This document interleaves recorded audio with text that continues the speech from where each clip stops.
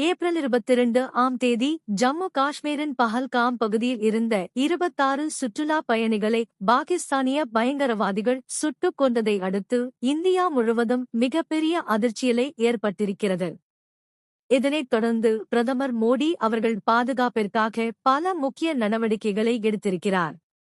மோடி அவர்கள் வெளியிட்ட அறிவிப்பில் தெரிவித்திருப்பதாவது: இந்தியாவிற்குள் இனி பாகிஸ்தானியர்கள் வருவதற்கான அனுமதி மறுக்கப்படுகிறது என்றும் எஸ்விஎஸ் விசாவை வைத்து தற்பொழுது இந்தியாவிற்குள் இருக்கக்கூடிய பாகிஸ்தானியர்கள் 48 மணி நேரத்தில் உடனடியாக இந்தியாவை விட்டு வெளியேற வேண்டும் என தெரிவிக்கிறது.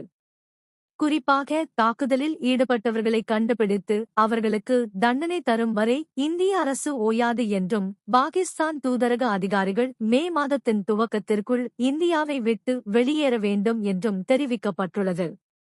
அதனைத் தொடர்ந்து இந்தியாவினுடைய பாதுகாப்பு விமானப்படை கடற்படை ஆலோசகர்கள் இஸ்லாம் அதில் இருந்து அழைக்கப்படுவார்கள் என்றும் தூதரக உதவிகளை குறைக்கவும் சிந்து நதி ஒப்பந்தத்தை ரத்து செய்யவும் மத்திய அமைச்சரவையில் முடிவு செய்யப்பட்டு இருப்பதாகவும் அந்த அறிவிப்பில் தெரிவிக்கப்பட்டிருக்கிறது.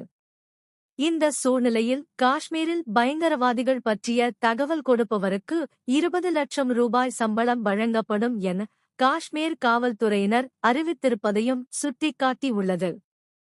இன்று ஏப்ரல் 24ஆம் தேதி அன்று பாகிஸ்தான் நாட்டின் பிரதமர் ஷெரீப் தலைமையில் தேசிய பாதுகாப்பு ஆலோசனைக் கூட்டம் நடத்த இருப்பதாக தகவல்கள் வெளியாகியுள்ளன.